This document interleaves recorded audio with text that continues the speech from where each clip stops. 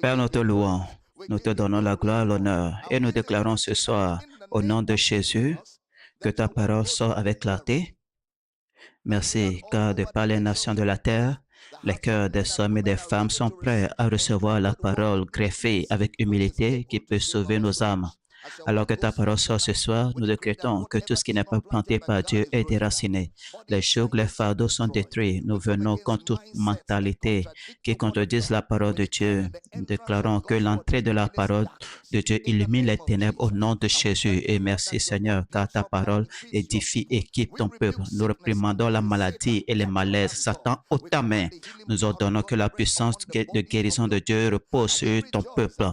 Nous réjouissons qu'à la fin de ce que nous en serons de tant mieux. Alors nous te donnons louange, gloire, honneur pour la prière exaucée au nom de Jésus. Nous prions et chaque croyant dit un puissant Amen. Gloire. Oh mon Dieu, encore une autre journée à vivre et de communier dans le mystère de la parole de Dieu. Alors, nous avons commencé à aborder le mariage, les relations, la vie de famille et spécifiquement la question du mariage. Nous avons examiné les fondements du mariage. Éphésiens 5e chapitre 31 et 32. C'est 31 et 32, Éphésiens 5 ans. Il dit, c'est pourquoi l'homme quittera son père et sa mère et s'attachera à sa femme et les deux deviendront une seule chair. Ce mystère est grand. Je dis cela par rapport à Christ et à l'Église. Alors nous avons établi que la famille a été créée par Dieu comme fondement de l'humanité. Et la Bible le qualifie de grand mystère car c'est par le mariage que Dieu transforme deux personnes en une seule. Chaque famille sur terre est un sous-produit du mariage. Et tout mariage commence par une relation. Et nous avons examiné comment nous vivons à une époque où le monde fait tout son possible pour redéfinir le mariage, redéfinir le mari, la femme, redéfinir l'institution du mariage par rapport à ce que Dieu avait initialement prévu. Et il est essentiel que nous vous fortifions par la doctrine des Écritures, quelles que soient les pressions de la société, afin que vous puissiez vous appuyer sur la parole de Dieu et avoir un mariage sûr et épanouissant. La Bible nous enseigne que nous savons aussi que le Fils de Dieu est venu et qui nous a donné l'intelligence pour connaître le véritable. Et nous sommes dans le véritable, parlant de notre compréhension par les jumelles de Christ. Alors nous avons donc dit que notre compréhension se fait à la lumière de Christ, c'est-à-dire le mariage, la vie de famille, les relations s'établiront solidement une fois que nous pouvons les voir à la lumière de Christ. Psaume 11:3 dit, « Quand les fondements sont renversés, le juste, que ferait-il » Et nous avons dit que cette question a trouvé sa réponse dans le Nouveau Testament pour les croyants en une personne. 1 Corinthiens 3:11. Car personne ne peut poser un autre fondement que celui qui a été posé, savoir Jésus-Christ. Alors, en Christ, notre fondement est déjà posé pour tous les aspects de nos vies, y compris les relations, le mariage et la vie de famille. Et nous avons établi que notre fondation est aussi garantie. Ésaïe 28, verset 16 dit, « J'ai mis pour fondement en Sion une pierre éprouvée, une pierre angulaire de prix, solidement posée. Celui qui la prendra pour appui n'aura point hâte de fuir. » Ce solide fondement, c'est Christ lui-même. Et nous avons dit qu'il n'y a pas de bâtiment sans fondation. De la même façon, il n'y a pas de relation durable sans fondation. La fondation est ce sur quoi repose le bâtiment. Le mariage ne peut être fondé sur rien. Il doit avoir un fondement sur lequel tout mariage durable doit être bâti. Comme toujours, nous avons dit que les sentiments sont temporaires. On ne peut pas bâtir le mariage sur les sentiments, les relations sur les sentiments, car les sentiments changent à chaque instant au gré des environnements, des circonstances naturelles. Alors, on ne peut pas bâtir quelque chose de durable en tant que croyant sur les sentiments. Il est vrai que les sentiments jouent un rôle important dans la prise de décision du mariage, mais il ne dure jamais. Le mariage n'a jamais été conçu dès le départ pour fonctionner sans Dieu. Il ne peut pas fonctionner de manière autonome. Et lorsque nous remontons le temps et nous nous penchons sur la pensée de Dieu concernant le mariage, nous allons pleinement comprendre la pensée de Dieu, son plan et les avantages, les privilèges que Dieu a rendus disponibles par le biais du mariage. Hier, nous avons pris le temps d'établir le facteur Christ dans le mariage. Éphésiens 5, 33 dit, « Du reste, que chacun de vous aime sa femme comme lui-même et que la femme respecte son mari. » Hier, nous avons commencé à dire que vous ne pouvez pas avoir un mariage réussi si vous ne connaissez pas Christ, car les maris n'aimeront leur femme que comme Christ a aimé l'Église et s'est livré pour elle. Alors, si le mari ne connaît pas Christ, il ne connaîtra pas l'amour de Christ pour aimer sa femme comme Christ aime l'Église. Il dit, femme, soumettez-vous à vos maris comme au Seigneur. Si la femme ne connaît pas le Seigneur, elle ne pourra pas se soumettre à son mari comme au Seigneur. Alors, il est absolument essentiel qu'un mari et une femme connaissent Christ. Et nous avons pris le temps d'établir qu'il faut être un pratiquant de la parole et ne pas se contenter de l'écouter. Ici à Power City, nous pratiquons la parole. Nous sommes un peuple de la parole. Nous mettons en pratique la parole de Dieu. Nous croyons en la parole de Dieu. Nous agissons selon la parole de Dieu. Nous avons dit que c'est la dimension de Christ qui est l'encre qui maintient la stabilité de tous les mariages en Jésus-Christ. J'aimerais que nous examinions un autre passage, 1 Corinthiens 11, verset 3. 1 Corinthiens 11, verset 3. Mais je tiens à ce que vous sachiez que le chef de tout homme est Christ, et le chef de la femme est l'homme, et le chef de Christ est Dieu. Alors, nous avons commencé à examiner la question de l'autorité dans le mariage et nous avons dit que le chef de la famille, c'est le mari, et le chef du mari, c'est Christ, et le chef de Christ, c'est Dieu. Alors, de la même façon que Dieu traite avec Christ et de la même façon dont Christ traite avec l'Église, c'est de la même façon que le mari doit traiter avec la femme. Il n'y a pas de confusion, il n'y a pas d'ambiguïté là-dessus. C'est une ligne directe d'autorité qui va du mari à la femme. Éphésiens 5, verset 23. Je vais me concentrer sur le mari. Maman a commencé à s'intéresser à la femme hier. Le mari est le chef de la femme, comme Christ est le chef de l'Église et le sauveur du corps. Le mari est le sauveur du corps. Il est le sauveur de la femme.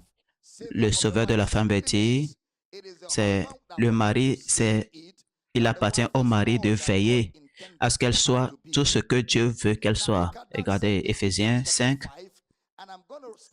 à partir du verset 25. Marie, aimez vos femmes comme Christ a aimé l'Église et s'est livré lui-même pour elle. Un mari devra aimer sa femme comme Christ a aimé le passé, a aimé l'Église, malgré l'Église, indépendamment de l'Église.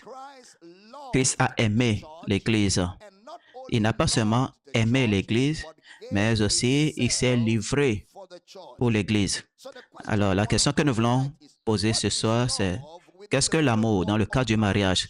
Parce que lorsque nous parlons d'amour, mari, aimez vos femmes, il y en a qui pensent que c'est seulement des sentiments. Oh, je ressens, je ressens, je ressens. Nous avons établi que les sentiments viennent et repartent. Alors, cet amour-là ne peut pas être un sentiment. 1 Corinthiens commence à nous expliquer l'amour que Christ a pour l'Église, qui est l'amour que le mari doit avoir pour sa femme. 1 Corinthiens 13, verset 1. Quand je parlerai les langues des hommes et des anges, et si je n'ai pas la charité, je suis un airain qui résonne ou une cymbale qui retentit. Et quand j'aurai le don de prophétie, la science de tous les mystères, toute la connaissance, et quand j'aurai même toute la foi jusqu'à transporter des montagnes, si je n'ai pas de la charité, je ne suis rien. Et quand je distribuerai tous mes biens pour la nourriture des pauvres, quand je livrerai même mon corps pour être brûlé, si je n'ai pas la charité, cela ne me sert de rien. Alors il commence à ouvrir, la charité est patiente. Elle est pleine de bonté. La charité n'est point envieuse. La charité ne se vante point. Elle ne sauve point d'orgueil. Elle ne fait rien de malhonnête. Elle ne cherche point son intérêt. Elle ne s'irrite point. Elle ne soupçonne point le mal. Elle ne se réjouit point de l'injustice, mais elle se réjouit de la vérité. Verset 7. Elle excuse tout. Elle excuse tout. Elle excuse tout. Elle croit tout. Elle espère tout. Elle supporte tout. Marie, aimez vos femmes. L'amour d'un mari pour sa femme, c'est la patience. L'amour d'un mari pour sa femme, c'est la bonté, la gentillesse. L'amour du mari pour sa femme lui permettra de tout supporter dans cette relation. Elle supporte tout. N'oubliez pas, Marie, aimez vos femmes comme Christ a aimé l'Église et s'est livré lui-même pour elle. Ça veut dire que l'amour d'un mari pour sa femme doit être de tel qu'il soit capable de l'aimer inconditionnellement. Il est capable de se donner entièrement pour elle. Il est prêt à tout supporter, tout endurer. C'est ça l'amour. Ce n'est pas des sentiments, ce ne sont pas des émotions. Quand tu dis à ta femme, je t'aime, ce que tu dis, c'est, je suis bienveillant envers toi, je vais tout supporter. S'il le faut, à cause de toi, je suis prêt à traverser des épreuves grâce à toi. Je serai patient. Je vais prendre le temps qu'il faut et je vais être longanime. Car la responsabilité semble reposer principalement sur l'homme. C'est pourquoi, quand Adam et Ève ont péché contre Dieu, la première personne que Dieu cherchait, ce n'était pas Ève, même si c'était Ève, la porte par laquelle le diable est entré dans la famille. Dieu a commencé à dire, Adam, où es-tu? Car en ce qui me concerne, cette famille, c'est toi qui es aux commandes. S'il y a un problème, c'est toi que je tiendrai pour responsable. Adam, où es-tu? S'il y a une voiture qui a un accident, le premier suspect, c'est le conducteur. Alors, le mari est responsable de ce qui se produit dans le foyer, dans le mariage. C'est pourquoi l'Écriture, lorsque Dieu nous confiait des responsabilités, dit, Marie, aimez vos femmes. Cet amour incombe au mari. Et si vous observez bien, la responsabilité repose en grande partie sur l'homme. La seule chose exigée de la femme, c'est la soumission. C'est tout. On demande à la femme de se soumettre. Marie, aimez vos femmes comme Christ a aimé l'Église et s'est livré pour elle afin de la sanctifier. Donc, le mari doit donc sanctifier sa femme, la présenter à lui-même sans tache ni ride, ni rien de semblable, mais la femme doit être sainte et sans défaut.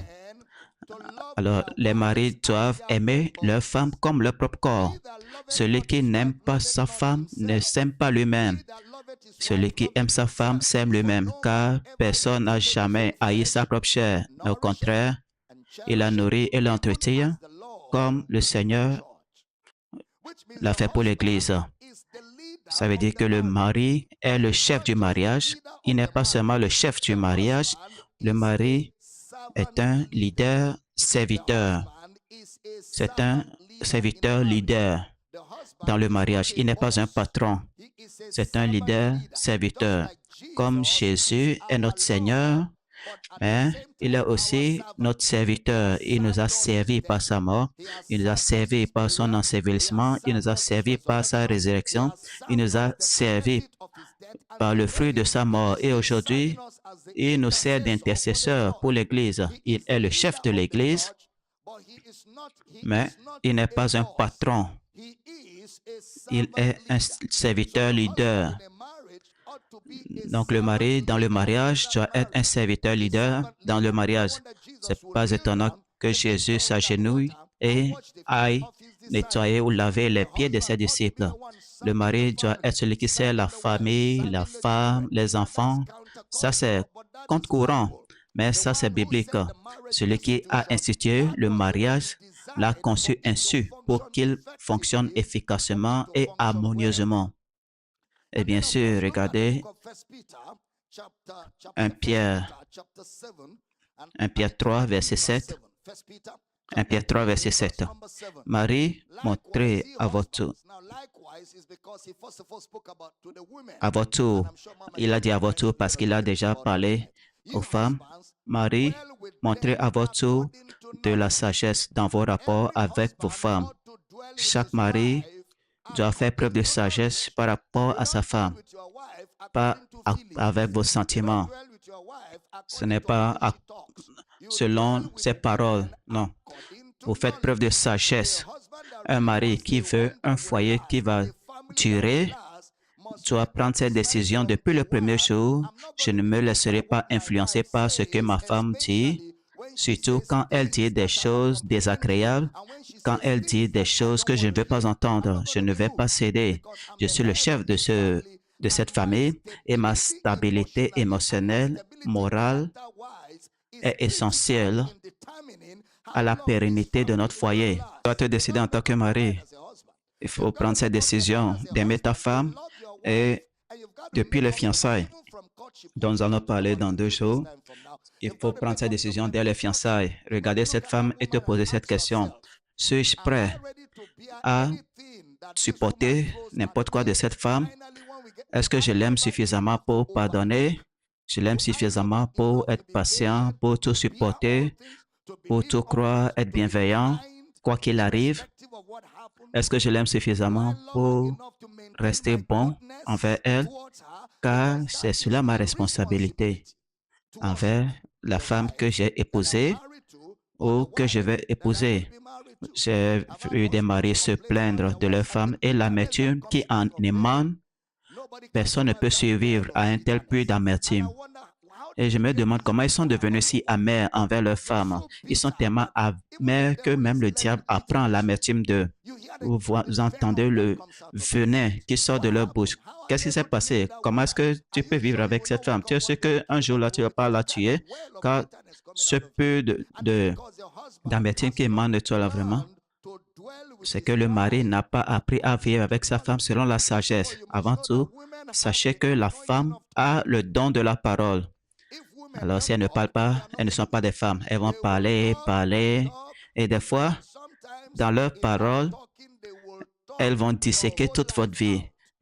Elles vont vous dire que vous êtes un homme inutile, même si elles savent que vous êtes très utile. Elles vous diront que vous êtes très stupide, même si elles savent que vous êtes très intelligent. Vous dites toutes sortes de choses juste pour vous atteindre. C'est pourquoi la Bible dit de vivre avec la femme avec de la sagesse. Ça ne justifie pas les insultes, mais des fois, c'est les comportements des femmes. Il faut s'y faire. Il faut décider de ne pas se laisser affecter par ces choses, car en fin de compte, vous êtes le chef de ce couple. Si vous vous laissez atteindre par ces choses-là, cela affectera tout le monde. Vous devez tenir bon, être le pilier de ce foyer. Je suis sûr que maman va parler par rapport à cela. Des fois, il y a des femmes. Vous pouvez même gravir la montagne que Jésus et Satan gravissaient dans sa pensée et descend de cette montagne, entrer dans un trou et vous cacher. Mais en tant qu'homme, vous devez prendre les choses avec philosophie, en connaissant la nature des femmes, vivre avec elles, en faisant preuve de sagesse. Regardez, on retourne à ce passage, 1 Pierre 3. Honorez-les. Donc, l'homme doit honorer sa femme. L'homme doit honorer sa femme. Une fois que vous comprenez la nature de la femme et vous la connaissez, il ne sera pas difficile de l'honorer.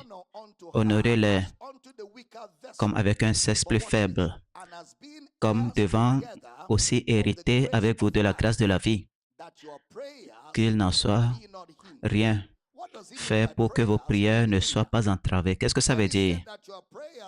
Quand il dit que vos prières ne soient pas entravées, il ne dit pas que si votre femme n'est pas d'accord avec vous, Dieu ne va pas répondre. Ce qu'il dit simplement, c'est que quand votre femme et vous êtes en conflit, vous êtes amers, vous avez des malentendus, vous ne pouvez pas prier ensemble. Alors, si vous n'êtes pas capable de prier ensemble, vous avez laissé le conflit, l'amertume, les malentendus entraver la prière.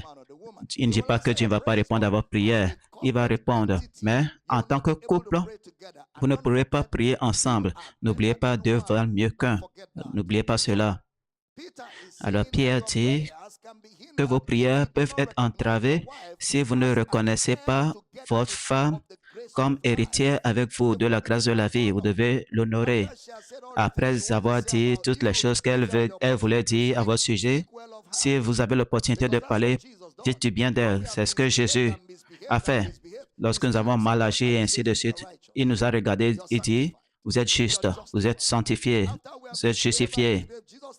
Après avoir mal agi, Jésus nous a regardé et a dit, tu es accepté dans le bien-aimé. Il ne change pas d'avis à notre sujet. Alors le mari, quoi que ce soit ce que sa femme dise, doit savoir qu'il est de sa responsabilité de la nourrir, de la chérir, de la présenter à lui-même sans défaut ni reproche, car l'amour du mari doit être le reflet de l'amour du Christ pour l'Église.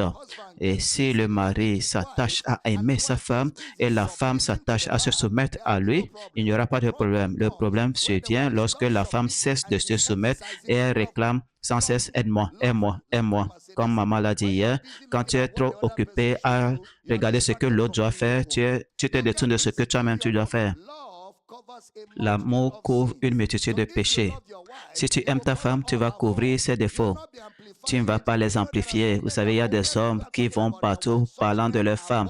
Ces hommes-là sont des enfants dans des corps d'adultes. Ils se plaignent à leur chauffeur, au gardien, au cuisinier, à la tante, à l'oncle. Et ils disent cela à la famille, à sa famille aussi, à tous les amis. Après avoir dépeint votre femme comme une mauvaise personne, vous revenez vivre avec elle.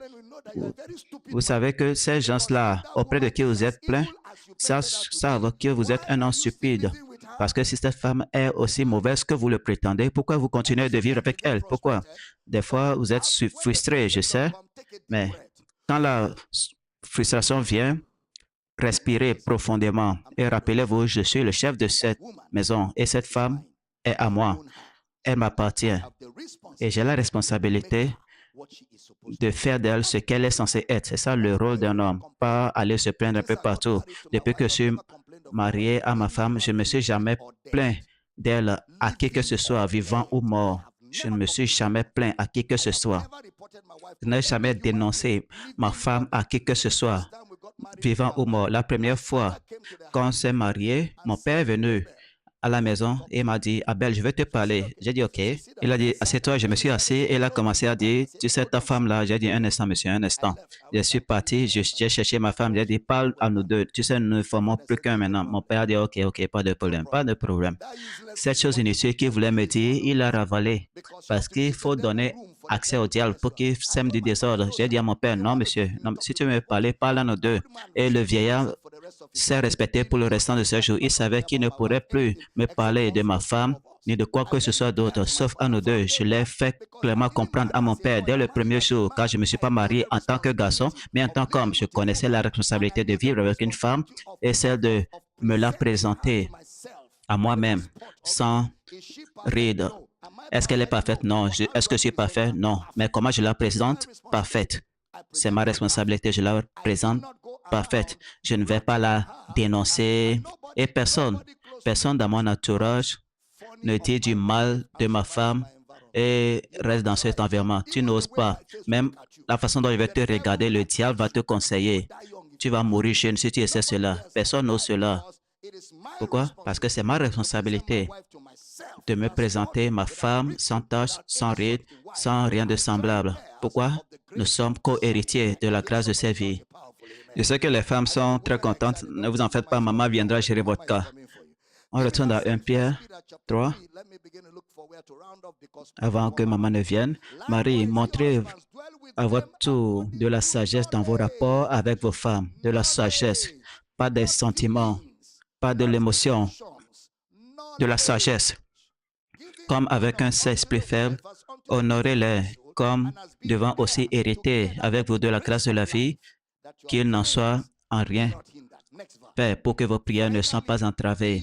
Enfin, soyez tous animés des mêmes pensées et des mêmes sentiments, pleins d'amour fraternel, de compassion, d'humilité. Ne rendez point le mal pour le mal, injure pour injure, bénissez au contraire, car c'est à cela que vous avez été appelés afin d'hériter la bénédiction. Gloire à Dieu. Dernière écriture avant que maman ne vienne. Tite, Tite, chapitre 2, verset 1. Tite 2, 1. Pour toi, dis les choses qui sont conformes à la saine doctrine. Ce que vous m'entendez dire, ce n'est pas la tradition, ce n'est pas la culture. Ce que vous m'entendez enseigner, c'est la saine doctrine. Alors Paul dit à Tite, dis les choses qui sont conformes à la saine doctrine. Il va décomposer cela comme ça, vous les comprendre. Dis que les vieillards doivent être sobres. Si vous êtes vieillard, vous êtes ancien, vous êtes marié depuis des années, vous devez être sobre, honnête, modéré, saint dans la foi, dans la charité, dans la patience. C'est-à-dire ceux qui sont matures et sont mariés depuis un certain temps. Cette saine doctrine doit produire ce caractère, être sobre, être humble. Ne vous surestimez pas. Tu dis, comment est-ce que tu oses me parler comme ça? Comment tu oses me parler comme ça? Et là, la prochaine chose qu'on te va faire, c'est la main droite de la communion. Non, monsieur, non, sois sobre. Il faut t'humilier sous la main puissante de Dieu. Quand ta femme parle, il faut tenir ses jambes. Comme ça, quand elle va finir de faire ou de beaucoup parler, elle est toujours avec toi et tu pourras corriger cela. Être sobre, honnête, modéré. Je ne vous dis pas ce que je ne fais pas. Si je mens, elle va dire, ne faites pas attention à cet homme et il vous ment. Il est assis ici. Alors mes enfants me regardent aussi. Je ne vous mens pas. Soyez sobre, honnête, modéré, saint dans la foi, dans la charité, dans la patience, dans la patience, dans la patience. Il y a des moments où vous avez envie d'exploser et vous prenez une grande inspiration. Des fois, maman va me dire, après tout ce bavardage, je te parle depuis 1 heure, tu n'as rien dit. Je vais me taire. Tu n'as rien dit. Je veux lancer une balle. Quand je calcule les dégâts que cette balle va causer, je dis, il ne faut pas donner accès au diable. Alors je me tais. Alors je vais chercher quelque chose qu'elle a dit qui appelle à une réponse pertinente que j'ai en tête.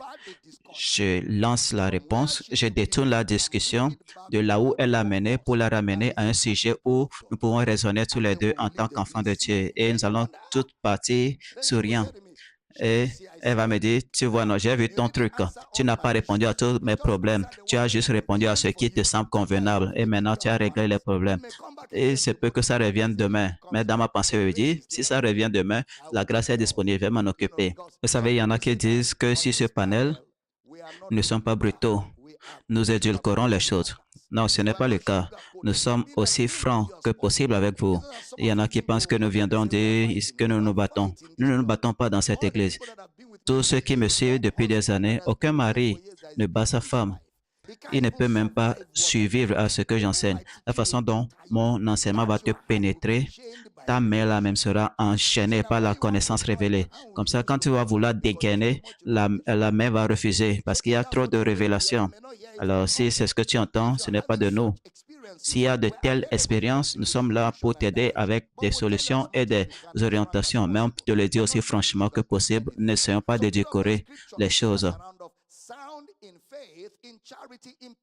Verset 3 dit que les femmes âgées, c'est où maman va intervenir, doivent aussi avoir l'extérieur qui convient à la sainteté,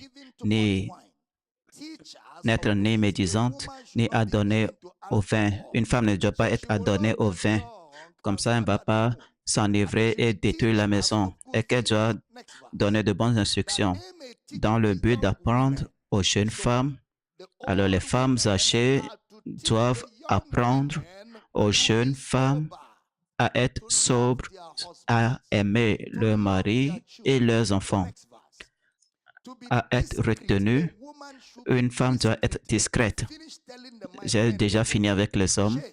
Maintenant, elles doivent être chastes, occupées aux soins domestiques, pas occupées par les affaires, le bureau. Elle ne sait même pas ce qui se passe à la maison. obéissantes à leur mari, soumises à leur mari, afin que la parole de Dieu ne soit pas blasphémée. Exhorte de même les jeunes gens à être modérés. Vous avez vu? Hommes, soyez sobres. Femmes, soyez sobres. Jeunes gens, soyez sobres. C'est une qualité qui imprègne toute la responsabilité des croyants dans le corps de Christ. Alors, mesdames et messieurs, c'est comme ça que nous avons commencé à établir les responsabilités de la femme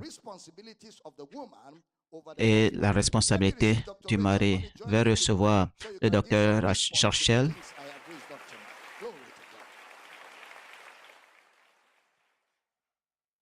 Amen. Je vais dire ceci d'abord. Hier, j'ai lu Éphésiens, où il liste toutes ces choses, honorer, respecter, révérer. Lorsque nous sommes mariés, même jusqu'aujourd'hui, ça c'est mon instinct naturel. Car quand on aime quelqu'un, toutes ces choses entrent en jeu.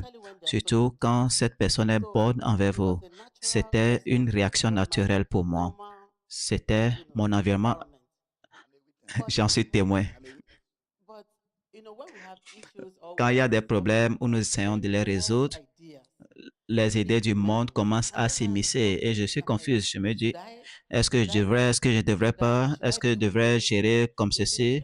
Et après qu'il ait dit, voici la cause et on doit suivre cette méthode, voici comment on a toujours géré. Peut-être, je dis, peut-être il veut me tromper, peut-être il veut profiter de moi, peut-être que je ne devrais pas coopérer. Vous savez, ces choses-là arrivent. Et je commence à avoir des doutes, à réfléchir deux fois, mais une fois que ces choses sont devenues claires, depuis lors, la version amplifiée et moi sommes devenus amis. Où elle explique davantage ce que dit Louis II. Alors, ce sont des choix, des décisions que vous prenez chaque jour. C'est pas parce que vous n'êtes pas tenté, que vous ne voyez pas d'autres valeurs ou d'autres offres du monde, des réseaux sociaux, des amis, de la famille. On dit, ah, tu supportes trop. Tu ne sais pas que ceci, cela. Et quand j'essaie de ne pas supporter, je ne suis pas à l'aise, je ne suis pas en paix, je ne suis pas heureuse, rien n'est résolu. Un jour, Dieu m'a dit, humilie-toi, humilie-toi. Parce que je priais pour des choses et j'ai entendu cela dans mon esprit, humilie-toi. Vous savez, je ne lui ai jamais dit cela. Je me dis, si je lui dis cela, il va maintenant rester sur ma tête. Moi, je ne suis pas comme ça. Maintenant, il va penser que tout peut passer. J'ai gardé cela à moi. Il a dit, Dieu, c'est pas juste, c'est pas juste, c'est pas juste. Cet homme ne m'écoute jamais. Il me doit tellement, on n'a pas fait ceci, on n'a pas fait cela. Il m'a dit de me calmer. Et lui aussi, il me disait, on va faire ceci, on va faire cela. Vous savez, pour les frères, je faisais supporter. Des fois, on a prévu des sorties ensemble. Et un programme, un appel, un désir va venir d'un pays. Il va dire, viens, on va y aller. Et j'ai compté tous les billets pour lui. J'ai dit, donne-moi ce billet, je préfère faire quelque chose d'autre avec. Alors, je traverse ces épreuves. Vous savez, je l'appelle le service pour les saints. Vous devez donc savoir que nous luttons avec ces choses. Mais quand vous faites de la parole de Dieu l'autorité suprême, c'est là que vous avez la victoire. C'est là où tout semble s'harmoniser. Vous avez l'impression de vivre dans un conte de fées. Vous pouvez avoir ce genre de vie. Vous pouvez avoir une vie où la parole de Dieu est transparente, où elle se fait voir dans votre vie et les gens vont penser que vous êtes chanceux. Non. Un homme trace sa voie. Vous choisissez d'obéir à la parole ou non. Et vous savez, si vous regardez Tite, il dit d'être retenu, d'être chaste. Je lis à partir de la version amplifiée. Tite 2, verset 5. Être retenu, chaste, occupé au soins domestiques. Vous savez, ces choses-là ne vous empêchent pas d'aller faire votre travail ou vos affaires. Ça veut dire de prioriser votre foyer. Il y en a qui pensent, ils disent, ah, dans cette économie, comment est-ce que je vais rester à la maison? Comment est-ce que ma femme va rester à la maison sans travailler? Vous allez faire ce que vous voulez, mais la priorité de votre vie en tant que femme est d'être ainsi. À Iboland, il y en a qui sont là jusqu'à 4 ans et ils survivent. Lorsque vous donnez la priorité à la parole de Dieu, vous ne manquerez de rien. Vous ne serez pas dans le besoin. Tout ira bien pour vous. Les choses qui donnent des problèmes aux gens, vous les trouverez faciles parce que vous marchez à la lumière de la parole. Vous avez la compréhension. Être retenu, chasse, occupé aux soins domestiques bonnes, soumises à leur mari, afin que la parole de Dieu ne soit pas blasphémée ou discréditée. Vous savez, il y en a qui s'appellent chrétiens. Il y en a qui disent, moi j'apporte le pain, j'apporte 2000, et toi tu apportes ça. Vous soumettez chaque million, chaque recette, chaque chose au plan que l'homme a établi pour la maison. Souvenez-vous, avant de vous marier, vous avez convenu que vous allez suivre cette voie-là. Et maintenant, la vision qu'il a eue, avec laquelle vous avez adhéré, si vous l'étalez, votre devoir, c'est vous soumettre à cela et collaborer. Sinon, ce serait de la double vision, une division dans la maison. Vous voulez aller par ici, vous dites que la tendance est par là. Mais l'homme dit, ce que nous avons prévu dès le commencement, voici, c'est par ici qu'il faut y aller. Mais si vous n'êtes pas d'accord, si vous ne vous soumettez pas à la parole de Dieu, vous pensez que vous connaissez mieux, alors il y aura des problèmes. Au verset 4, il dit, dans le but d'apprendre aux jeunes femmes d'aimer leur mari, apprendre aux jeunes femmes à aimer leur mari et leurs enfants. Il y en a qui enseignent aux jeunes femmes à être rebelles, à ne pas se laisser faire par un homme, à faire ceci ou cela. Et elles sèment la confusion dans les jeunes mariages. Mais ce n'est pas ça ce que la Bible recommande. La Bible recommande, tu es marié 5 ans, 10 ans, d'enseigner à celle qui vient de se marier et se demande, est-ce bien l'homme que j'ai épousé? Qu'est-ce qu'il est devenu? Vous êtes capable de leur enseigner, de leur dire non, avec patience, il faut suivre l'homme, la compréhension, la patience fait de la part de Dieu votre guide, votre lumière et le fondement de votre conduite. Alors, les femmes plus âgées doivent être respectueuses, pieuses dans leur rôle et s'engager dans un culte sacré. Lorsque vous faites cela avec les plus jeunes, c'est un culte sacré. Vous faites de la part de Dieu quelque chose de compact et bien ordonné, pas médisante ni adonnée au vin. Vous savez, il y a des femmes, peut-être elles sont ennuyées. Vous savez, pour ne pas vous ennuyer lorsque vous êtes au service de Dieu, mais vous devenez paresseuse, vous ennuyez quand vous ne faites pas de la part de Dieu votre priorité et vous allez boire ou quitter même le conjoint pour aller vous livrer à des beuveries. Elles doivent donner de bons conseils et enseigner ce qui est juste et noble. Ce qui est juste et noble, pas selon votre dictionnaire ou votre expérience, mais selon la parole de Dieu. Là où vous avez lutté, partagez vos luttes avec la plus jeune afin qu'elle sache que ce n'est pas un problème exclusif, quel que soit ce qu'ils traversent. Donc, ils disent de se contrôler.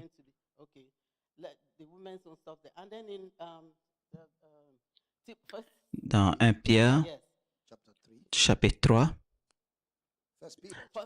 1 Pierre 3, verset 1, de même, femmes, soyez soumises à vos maris, subordonnez-vous comme étant secondaires et dépendantes d'eux. Alors, peu importe votre travail, ce que vous possédez, qui que vous soyez, vous devez vous soumettre, vous rendre secondaire et dépendante d'eux. Même si on me promet ici, mais quel est notre plan? Est-ce que ça s'accorde avec les besoins de la maison? Vous n'acceptez pas dire, ah, qu'est-ce que tu veux? Je vais gagner 10 fois, je vais aller à Cotonou, comme ça on va avoir beaucoup plus d'argent. Non. On dit, adaptez-vous à eux, afin que si quelques-uns n'obéissent pas à la parole, ils soient gagnés sans parole par la conduite de leur femme. C'est ce que la Bible recommande.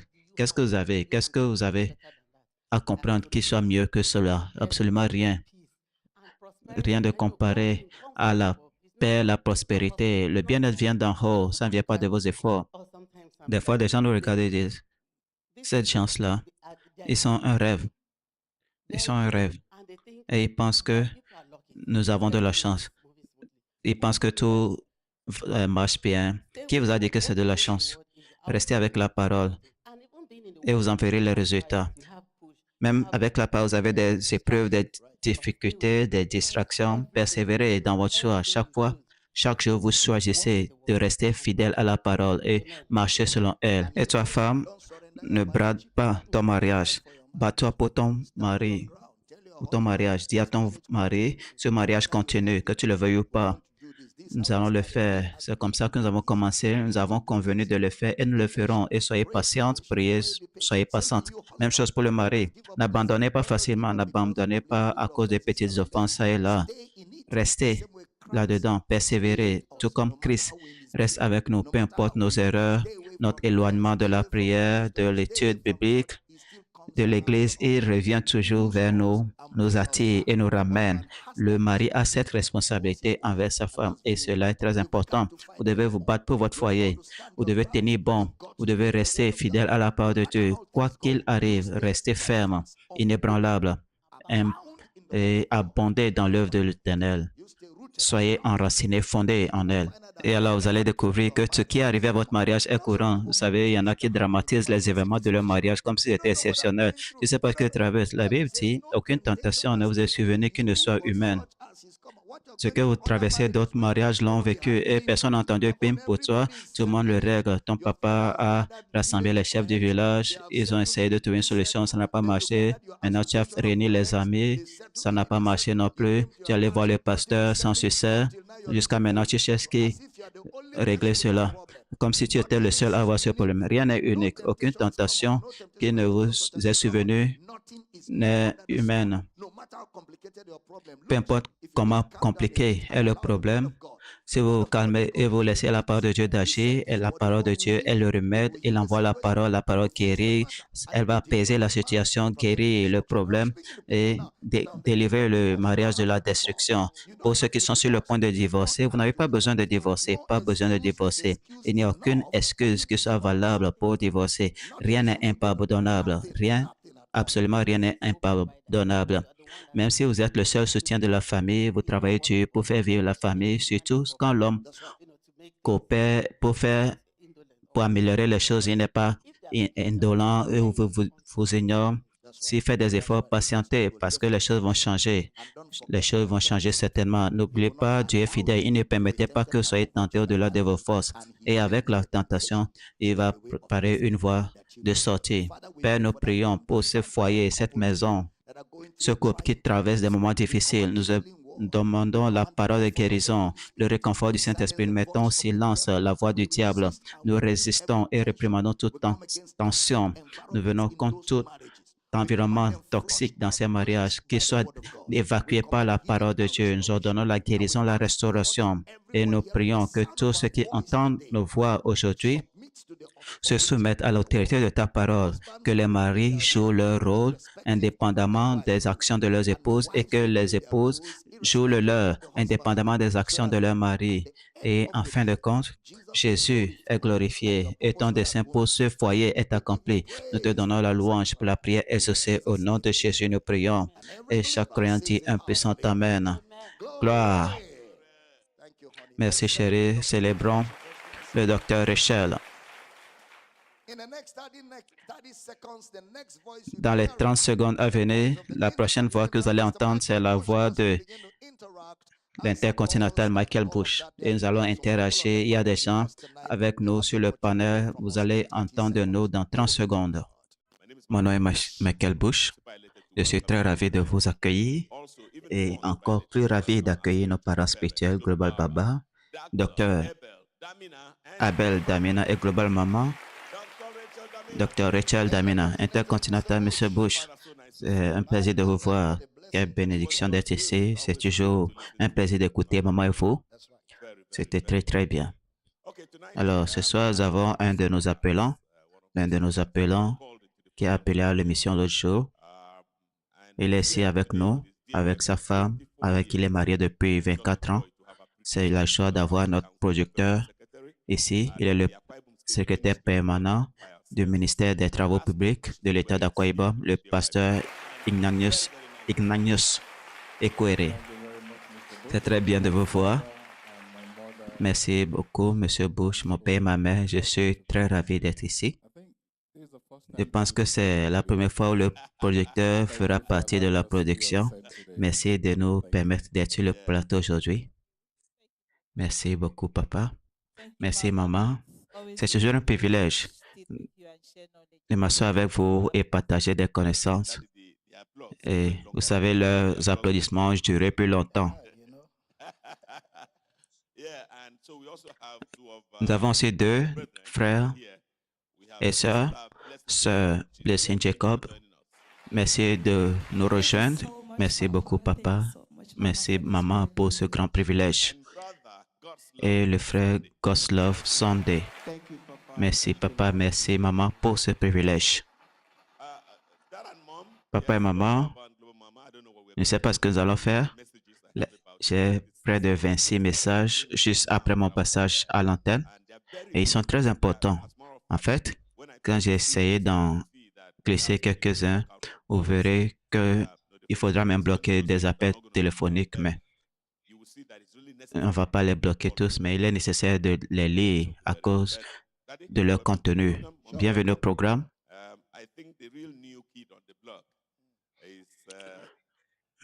Le nouveau sur le blog, c'est notre producteur et sa femme. Alors, je vais demander ceci. Qu'est-ce qui s'est passé au cours des 24 années, des 24 dernières années dans votre mariage? Merci beaucoup, Monsieur Bush. Avant de parler de mon mariage, j'aimerais dire merci à maman. Infiniment merci d'avoir accepté de faire ceci. Je me rappelle, il y a quelques mois, il y a 2 ans, je l'ai trouvé dans le bureau et je lui ai dit, s'il vous plaît, j'aimerais que vous fassiez ce que vous ne fassiez quand nous commencions il y a quelques années. Parce que maman nous a appris beaucoup de choses. Juste après notre mariage, nous avons eu l'occasion de nous épanouir à partir de son école. Vous savez, papa enseigne ici, il enseigne Christ, mais maman nous enseigne comment vivre ensemble, construire notre foyer et prendre soin de nos enfants. Elle le faisait avec nos épouses et nous étions invités à participer à cela à Goshen. Maman, merci d'avoir accepté de faire cela. Merci beaucoup. Et je peux même intervenir. J'ai de bonnes raisons de croire que maman est sur le point de relancer cela.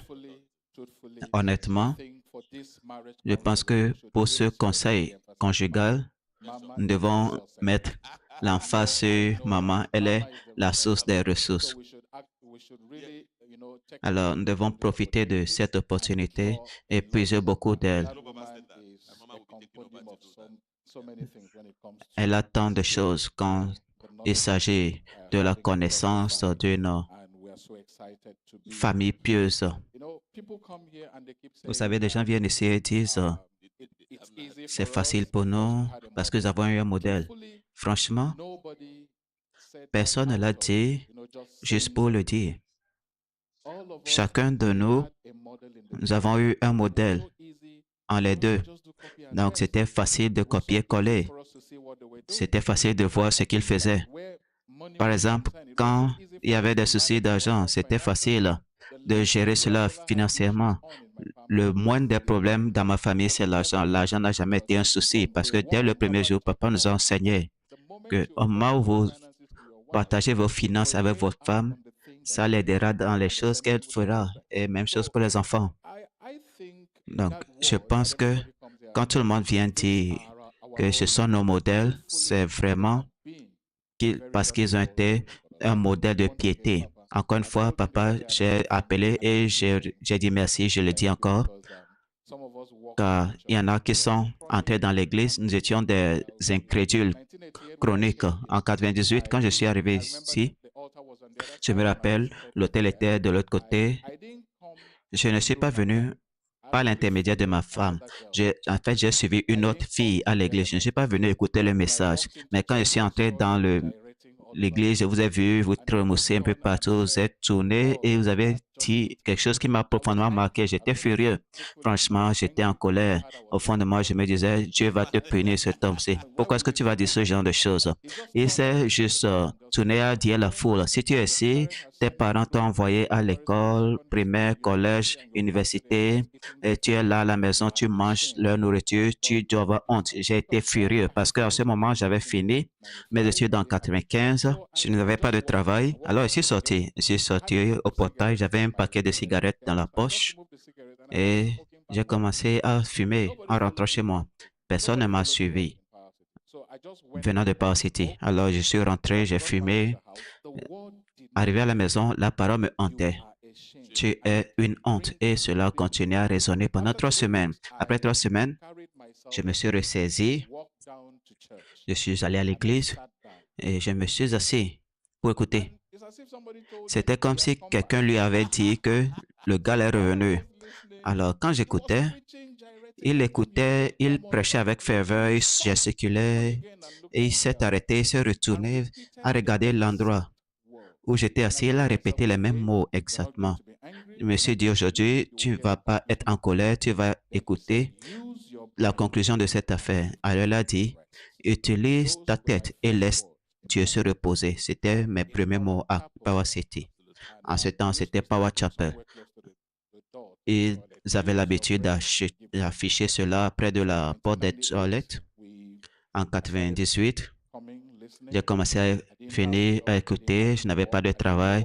Je ne savais pas quoi faire. J'avais rejoint l'équipe d'accueil. Je descends chez moi vers 11 heures du matin. Je viendrai ici seul, nettoyer tout l'auditorium. En ce moment, le culte était de dimanche à mercredi et je viendrai seul. Je viendrai nettoyer l'église même avant l'arrivée des membres de l'accueil.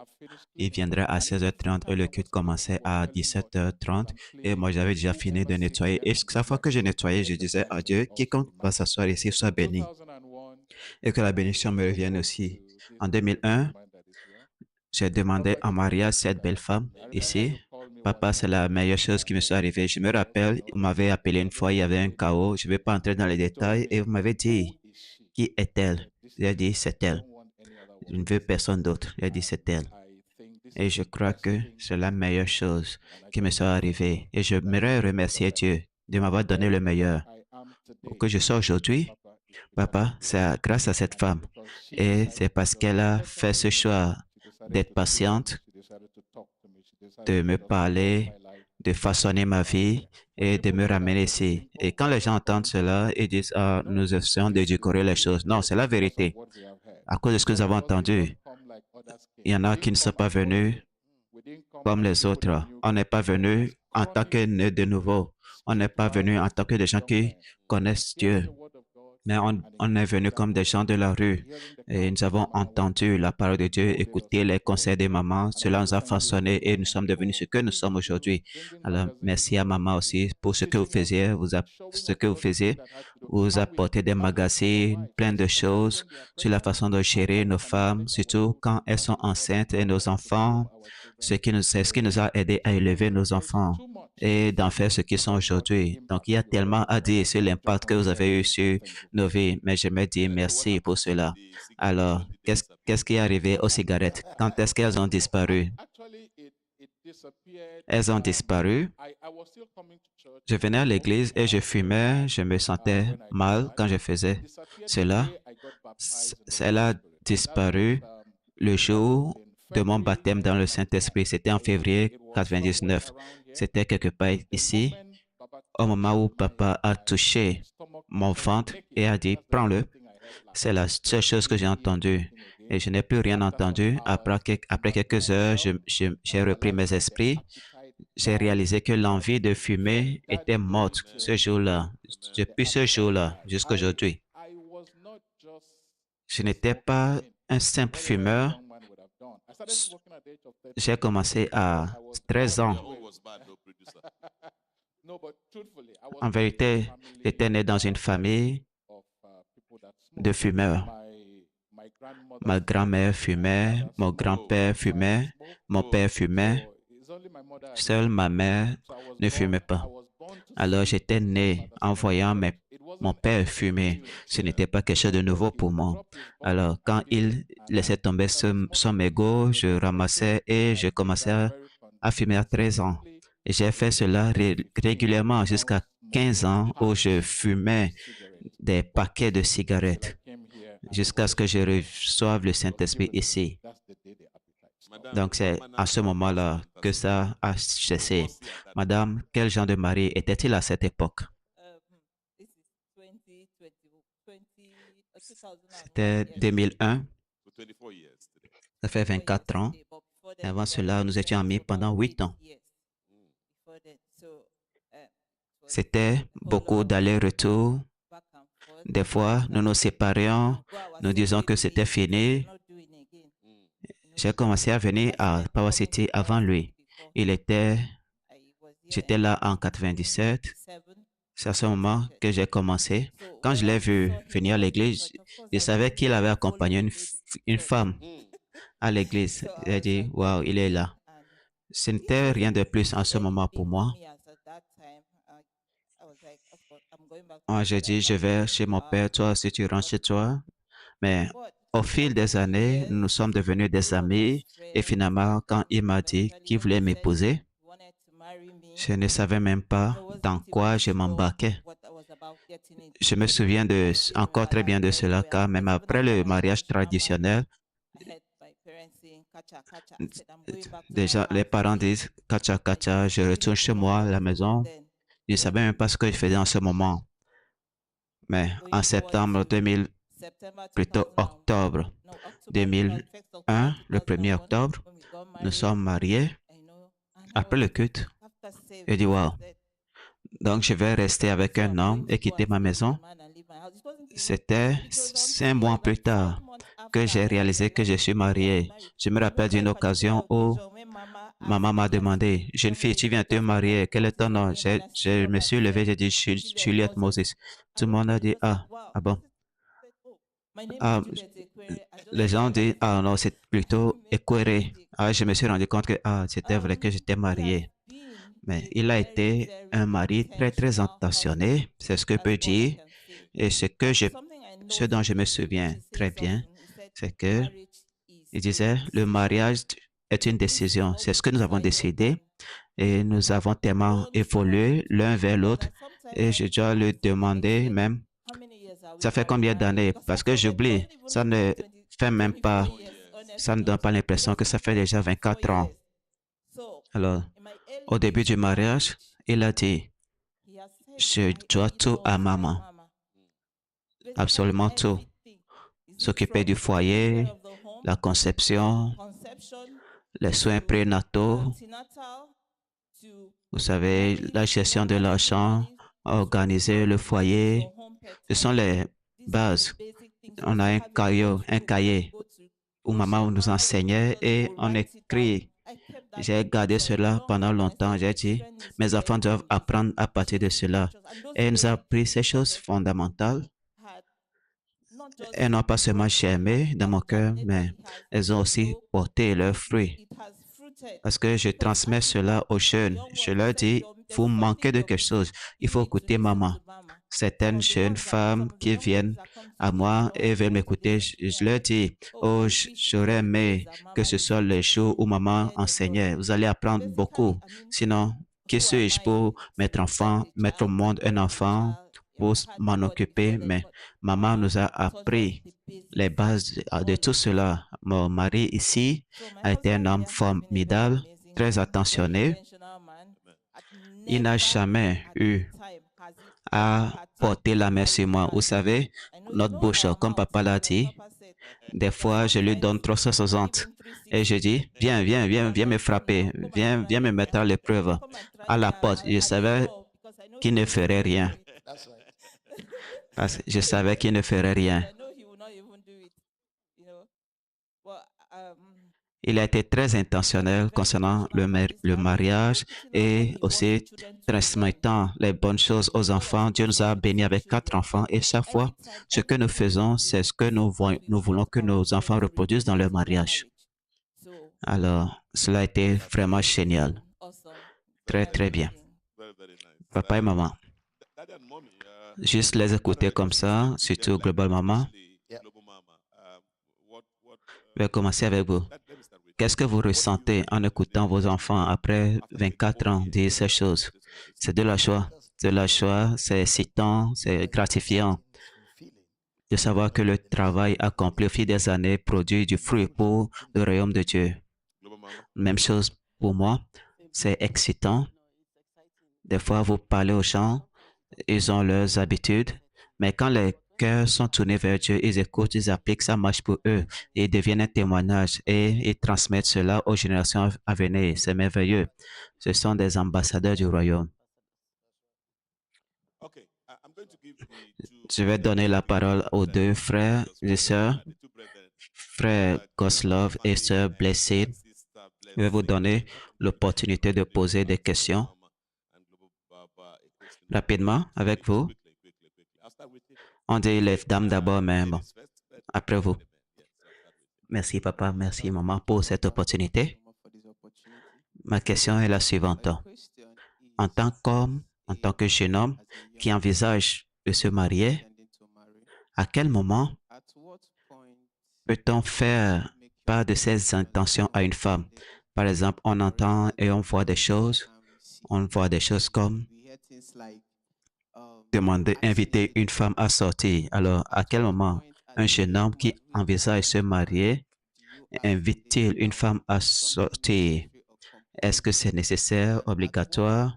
À quel moment est-ce qu'il faut impliquer l'Église?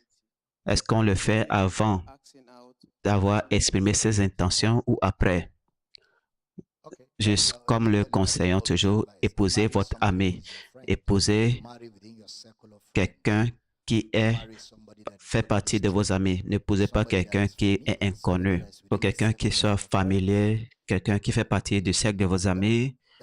Et dans le royaume de Dieu, c'est le cas le plus sûr pour se marier. Maintenant, si c'est votre ami et que vous avez décidé d'épouser, la première chose, c'est informer votre pasteur. Même si c'est votre ami, vous ne savez peut-être pas si quelqu'un lui parle déjà de mariage. Et si vous allez lui parler directement, vous pouvez risquer de la vexer. Mais si vous parlez au pasteur, le pasteur dira, elle est libre ou non. Maintenant, le pasteur sait que c'est ce que vous voulez faire. Cela instaure un climat de sérieux et cela montre que vous n'êtes pas là pour vous amuser. Alors, quand vous lui aurez parlé, le pasteur est déjà au courant et elle accepte de vous épouser. Ensuite, tous les deux, vous revenez à l'église. L'église vous proposera un accompagnement. C'est comme ça que ça marche. Merci beaucoup, pasteur, pour cette opportunité. Merci, maman, pour cette opportunité.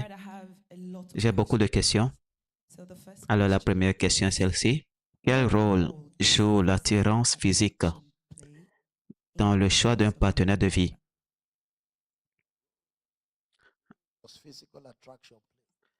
Il joue un rôle important. En fait, c'est le premier critère. On dit, oh, cette personne a l'air bien. Ensuite, tu regardes la main, tu vois, est-ce qu'il y a une bague ou il y a une bague? Et maintenant, tu manifestes l'intérêt. Donc, il y a l'attirance qui joue un rôle primordial. Le premier contact visuel. Et avant de savoir si la personne est en crise ou pas ou non. Merci, maman. La prochaine question. Papa, vous nous avez enseigné qu'il existe des facteurs considérés comme des prérequis pour choisir un partenaire de vie. Et nous avons l'attirance physique, l'attirance mentale, l'attirance spirituelle, lesquelles est non négociable. Tous sont non négociables parce qu'il faut être attiré physiquement, spirituellement, il faut être en accord émotionnellement, oui, et intellectuellement aussi. Ça doit être quelqu'un qui peut raisonner d'égal à égal.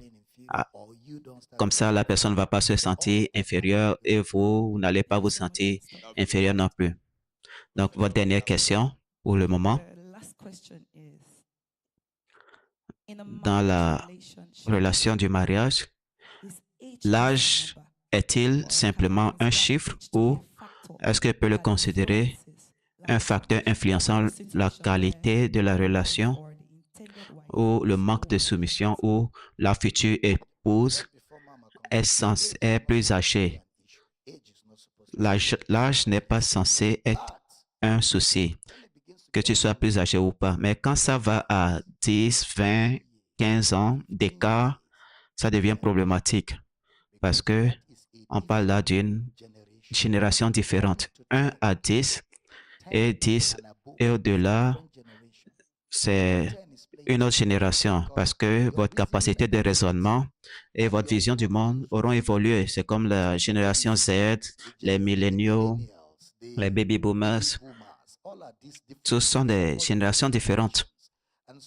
Alors, il faut réfléchir sérieusement quand on atteint les 10 ans, 15 ans, 9 ans d'écart, il faut vraiment y penser, car très souvent, ça ne marche pas. Très souvent.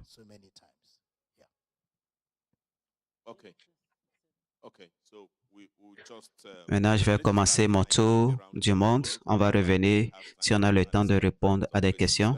Vous voulez dire quelque chose? Je voulais, OK, concernant la question de l'attraction ou l'attirance physique, je me rappelle, quand on devait se marier, on a vu le comité du mariage. C'était le pasteur Eckhart en était le président. On m'a posé ces questions. Est-ce que tu es né de nouveau? Tu fais ceci, cela? Je, je n'étais pas vraiment concerné. Je venais juste d'être baptisé dans le Saint-Esprit et je profitais. Maman a dit, qu'est-ce qui t'attire chez elle? Elle dit, pourquoi est-ce que tu vas mêler la chair à cette spiritualité? Parce que ce n'est pas censé être pour moi un facteur. Parce que nous étions en esprit, nous communions en esprit. Et j'ai dit, rien. Elle a dit, non, non, non. Il doit y avoir quelque chose à son sujet qui t'attire. J'ai dit, OK. J'ai dit, ce sont ses jambes. Et tout le comité a explosé de rire. J'étais la troisième personne qui devait passer à l'entretien et tous commençaient à dire les jambes, les jambes, les jambes. Donc, physiquement, il faut être attiré par la personne. Il faut que quelque chose vous attire vers cette personne. Quelque chose doit vous attirer vers cette personne. Vous ne pouvez pas être là, regarder la personne avec vos yeux fermés. Non. À la fin, vous allez épouser cette personne physiquement. Et comme papa le dit, le mariage, c'est 95% de la chair et 5% de spiritualité. Je ne sais pas si pense toujours cela, mais c'est ce que nous avons appris à l'époque. Tout ce que vous allez faire sera physique principalement. Donc, à partir de cette connexion physique, on se connecte à soi-même pour que la spiritualité agisse en votre faveur. Daddy, j'ai parlé plus tôt que nous avons 26 messages pour cette édition et je ne parle même pas des dossiers en suspens que nous avons reportés. Il faut que je commence. Je viens d'en recevoir 2 et ça fait 28 au total. Mes parents spirituels, Global Papa, Global Maman, j'aimerais rester anonyme. Merci pour le programme et l'opportunité. S'il vous plaît, mon papa, ma mère, j'ai 2 questions. Numéro 1, quelle est votre position sur le sexe avant le mariage? Et 2, que conseillez à une sœur chrétienne fiancée à un frère chrétien de l'Église, mais elle découvre qu'il a des problèmes de colère et il a déjà humilié dans son lieu de travail devant les autres employés. Il s'est ensuite excusé et a promis que cela ne se reproduirait plus. Est-ce que c'est dangereux pour elle d'épouser un tel frère? Je pense qu'on a parlé de cela hier. La colère, c'est non, non, non, non, c'est non, non. Surtout quand ça s'est déjà produit, il s'est excusé. Prenez votre temps, attendez et voyez si cela se reproduit. Et si ça se reproduit, si vous découvrez qu'il ne peut pas maîtriser sa colère, mettez fin à la relation parce que cette colère va amener au meurtre, à la mort, à toutes sortes de choses. C'est ce que la Bible dit. Surtout, la colère incontrôlée, la colère destructrice. Vous avez des problèmes de colère. Quelqu'un vous fait du mal, vous êtes en colère, vous réglez le problème, mais quand vous faites déjà du mal avant d'écouter l'autre personne, il faut faire attention parce qu'après un certain temps, ça montre que c'est leur façon de faire. Ils vont détruire les choses avant d'écouter alors il faut faire attention à cela. Comme l'homme qui vivait ici, qui était membre de l'église, il est venu à l'église. Nouvellement, il battait encore sa femme. Il l'a battue jusqu'à la rendre aveugle. Il l'a battue et maintenant, il la menait à l'église aveugle. C'est quel genre de mariage ça? Donc la colère, c'est non, non, non. Il faut aussi préciser qu'il y a des maris et des femmes qui se dénoncent mutuellement et mettent leur nom vers leur épargner cela en les rendant anonymes. J'ai besoin d'aide concernant une situation chez moi. Mon mari travaille, il gagne un petit salaire, mais suffisant pour subvenir à nos besoins. Je travaille aussi, nous sommes une famille de deux, car nous n'avons pas encore d'enfants. Après 12 ans de mariage, avec ses finances, il ne peut aider que ses parents, ses frères et sœurs. Il va jusqu'à leur donner de l'argent pour payer la dot et financer le mariage. À la maison, je paie aussi des factures, la nourriture. Depuis plus de 9 à 10 ans, je n'ai rien porté de nouveau, rien de ce qu'il a acheté avec son argent. Mes cheveux, mes vêtements, ma crème, je fais tout de moi-même. Et en matière d'intimité, il semble se moquer de mes sentiments. Je lui en ai parlé plusieurs fois, mais rien ne change. Avec sa famille, on en a parlé. Je n'ai pas une bonne relation avec ses parents à cause des choses qu'il dit sur moi. Et le pire, c'est que chaque fois que j'aborde ce sujet, il se met sur la défensive et je finis par être blessé et regretter d'avoir même lancé la conversation. Alors, est-ce qu'il m'aime encore ou est-ce parce que je n'ai pas d'enfant qu'il a ce comportement? Je ne sais pas quoi faire. Vous savez, si tous les deux vous êtes croyants, c'est un sujet très important, surtout pour les couples dont la priorité n'est pas à plaire à Dieu. Dans les circonstances normales, c'est un obstacle majeur à tout mariage. Si les deux conjoints ne sont pas en accord de gérer la situation ensemble et l'homme parle comme si c'était de ta faute, il faut réunir la famille. Et tout, si vous n'arrivez pas à communiquer, vous décidez, cette question elle est importante pour moi. Et voici ce que je décide. Je ne vais pas continuer ce mariage.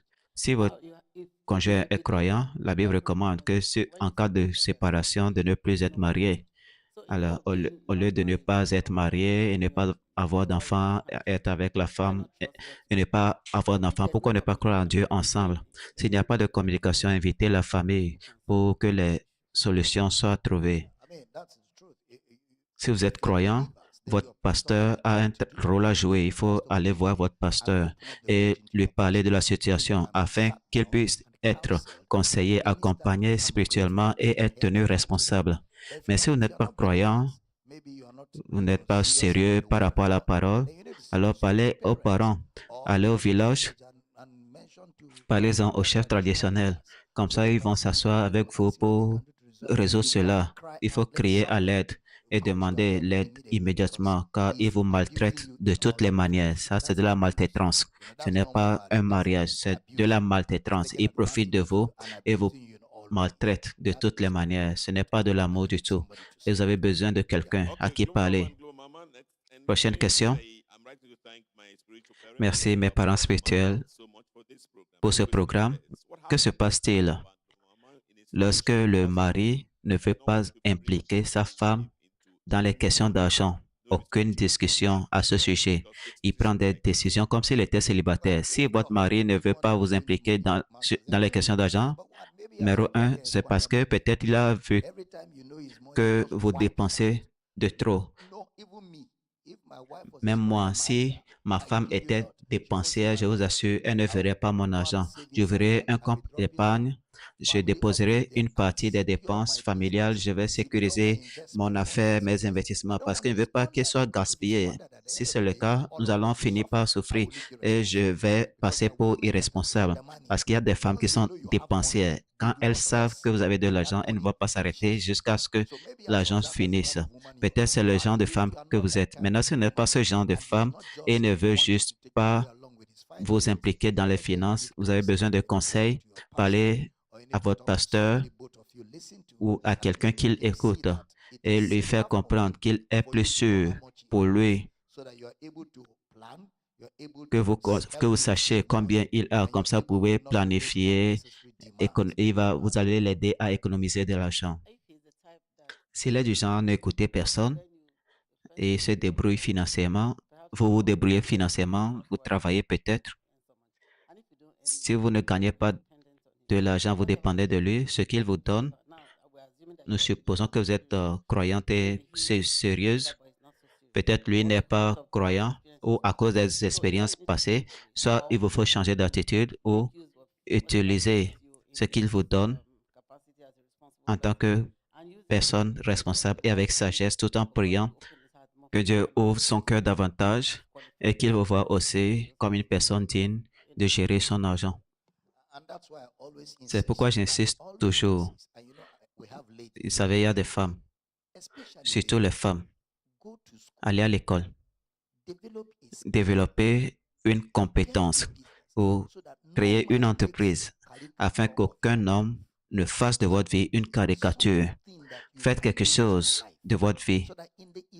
Comme ça, au moment où le mari décide d'être insensible, vous avez de quoi subvenir à vos besoins.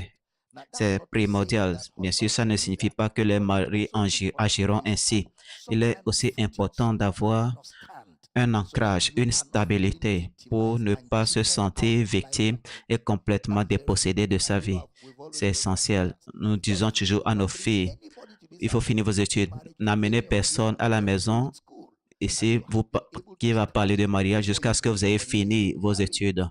C'est très important. En fait, il faut même commencer à travailler avant de présenter quelqu'un pour vous épouser. Nous le disons souvent aux femmes parce que, au final, la plupart des gens qui souffrent de ce genre de situation sont des femmes qui viennent d'un milieu défavorisé, sans ressources. Le mari, voyant que personne ne peut parler en leur nom, en profitera. Il est crucial et important de savoir où l'on se situe. Et notre projecteur, il y a quelque chose que Global Baba nous a enseigné. Je me rappelle ce qu'il nous a enseigné il y a des années sur ce point de la question. Certains de ces caractères qui apparaissent ne se manifestent pas seulement au mariage. Ça a commencé avant. C'est pourquoi la période de fiançailles est très importante. En ce moment, ces deux vont vivre dans le mensonge, dans une large mesure. Chacun va essayer de s'adapter, d'avoir le meilleur comportement possible. Mais si vous passez du temps ensemble, vous comprendrez et découvrirez la vraie nature de tout cela. Avant d'épouser ma femme était du genre, lorsque vous lui donnez 1 million, elle va dépenser cela sur tout le monde sauf elle-même. Elle ne va rien en acheter pour elle-même. Et quand vous découvrez l'argent que tu as donné, qu'est-ce que tu as fait avec cela? Ah, celle-ci avait des problèmes, celui-ci avait des problèmes, celui-ci avait des problèmes. Et mais je me disais, je t'ai donné cela. Pour moi, c'était comme si j'étais cela par la fenêtre. Un jour, en étudiant, j'ai vu des écritures qu'une femme prudente vient du Seigneur. Quand on venait à l'église et papa nous a enseigné que tu peux prier pour que ta femme possède les qualités que tu désires. Et elle possède déjà ces qualités. Il faut encore cet amour et veiller à ce qu'elle acquiert certaines qualités par la prière. Et tu seras émerveillé de ce que Dieu entend cela et fasse naître ces caractères-là. Aujourd'hui, je lui donne 2000 naira. Je vois la façon dont elle maximise cela d'une manière inimaginable. Donc, ce sont ce genre de choses. Si vous aimez vraiment cette personne, vous ferez tout pour la rendre meilleure. Les femmes aussi peuvent prier pour leur mari. Et il y a aussi la formation ou l'éducation. Dans votre relation mari-femme, il y a un lieu d'apprentissage. Votre femme est dépensière. Vous ne lui donnez pas tout l'argent, mais vous la formez. Prends cet argent pour ce projet. Tu l'appelles. Est-ce que tu as fait le projet? Vais voir. Bien. Ensuite, tu augmentes demain. Il y a aussi ce lieu d'apprentissage. Mais assurez-vous que si votre femme est dépensière, ne lui donnez pas l'argent de votre entreprise, sinon vous deux, vous allez avoir faim. Prochaine question. J'aimerais remercier Dieu pour chacun de vous. Global Baba, Global Maman. Je viens de l'Afrique du Sud. J'aimerais rester anonyme. Je suis marié depuis 17 ans. Mon mari et moi sommes nés de nouveau. Mon mari a été très blessé à l'église et il a décidé d'arrêter. Puis a commencé à boire de l'alcool et a commencé à sortir avec les femmes. Finalement, il ne rentrait plus à la maison le week-end. Il a commencé à tenir des propos destructeurs et j'ai continué à prier car il m'a dit que cela arrivait à cause de moi. Comment est-ce qu'une femme qui prie peut être ceci, cela? Cela est arrivé à cause de moi. Alors, je suis resté parce que je croyais l'avoir rencontré pour qu'il soit comme ça. Donc, il fallait que je change la situation. J'ai prié comme Global Papa, Global Maman nous l'ont appris. J'ai prié comme si ma vie en dépendait. Franchement, je n'avais pas de plan D. Ça a duré pendant 5 ans, mais ces 2 dernières années, c'est devenu insupportable. Je suis resté parce que je voulais voir Dieu. Maintenant, je reste parce que mon enfant est à l'école. Dieu a exaucé ma prière. Il n'a pas commencé à venir à l'église, mais il ne boit plus. Il est toujours à la maison pour aider. Nous écoutons Global Baba ensemble, mais je ne veux plus être sa femme. Soudainement, je ne le vois plus comme un mari, je le vois comme un frère en Christ. Je veux partir dès que mon enfant aura fini ses études. Je veux juste partir. J'ai corrigé l'erreur qu'il m'a reproché. Maintenant, je veux juste partir. Comment est-ce que je veux continuer à vivre avec le souvenir de ce traumatisme? Maintenant, il dit qu'il il ne peut pas vivre sans moi. Je ne peux plus continuer. Est-ce que je suis manipulé? Est-ce que je veux être libéré de cette souffrance? Est-ce que j'ai tort de faire cela? Tu as commencé à voir des résultats, du changement a commencé à se produire. Pourquoi ne pas être plus patiente? Dans le du temps, ne sois pas pressé. Dieu est déjà à l'œuvre. Tu vois du changement. Tant qu'il y a du changement, laisse Dieu terminer ce qu'il a commencé. C'est exactement cela. Mon nom est tel, tel, tel. Un instant. Même si tu as perdu le désir de lui comme mari, il est ton frère en Christ. Alors reste avec lui comme frère et sœur jusqu'à ce que le désir revienne, car il viendra assurément. Des fois, il vient et il repart. Mais il y a une relation que vous aurez qui ne disparaîtra jamais. C'est que vous êtes enfants de Dieu, vous êtes tous héritiers en Christ. Et restez à ce niveau, priez, veillez et que Dieu achève ce qu'il a commencé. La prochaine question. J'ai épousé ma femme en 2012. Tout se passait bien et soudainement, elle a quitté l'église que nous fréquentions et a rejoint une autre mission, une autre église sans ma permission. Qu'est-ce que je peux faire maintenant?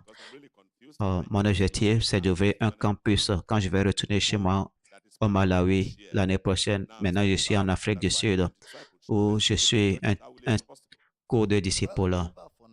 Il faut la laisser pour le moment. Continuez votre formation de disciple. Il dit, ceux-là qui sont sans la parole, par votre bonté, votre comportement, votre douceur, seront gagnés par la parole. Alors mettez en pratique la parole dans la prière, aimez-la, ne la persécutez pas, laissez-lui de l'espace, elle va changer d'avis.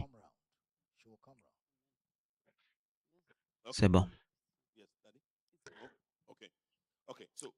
Bonjour mes parents spirituels, merci pour votre œuvre d'amour. J'ai 25 ans, je suis une femme, je réside aux États-Unis.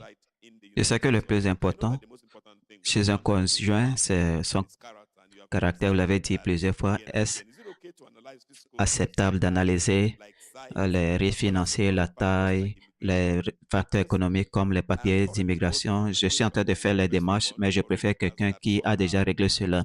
Je sais que la parole de Dieu nous appelle à l'abstinence et beaucoup de jeunes gens à qui je parle, même à l'Église, ne croient pas à attendre pour préserver la pureté du mariage. Ceci est difficile pour moi.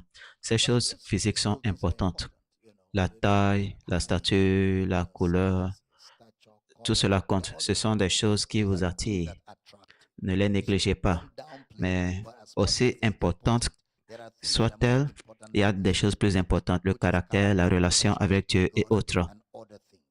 Alors soyez attentifs à ces aspects, mais surtout concentrez-vous sur ce qui est plus important. Et aussi soyez guidés.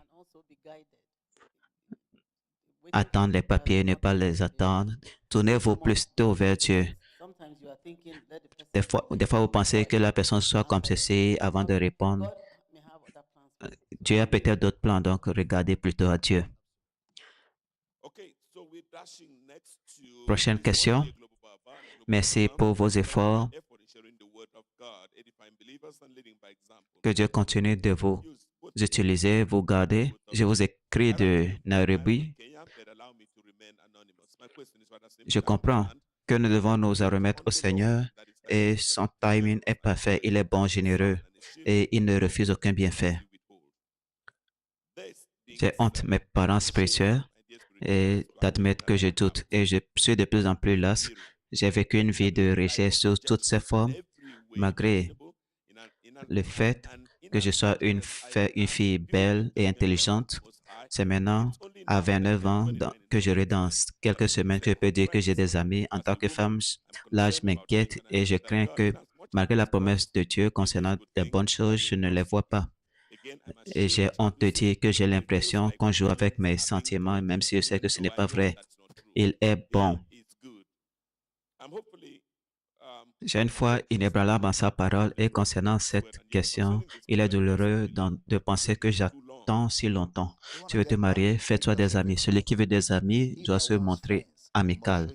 Je suis sûr que tu te sens déjà victime parce que tu te sens comme cela, tu adoptes cette attitude d'une personne qui cherche de la pitié.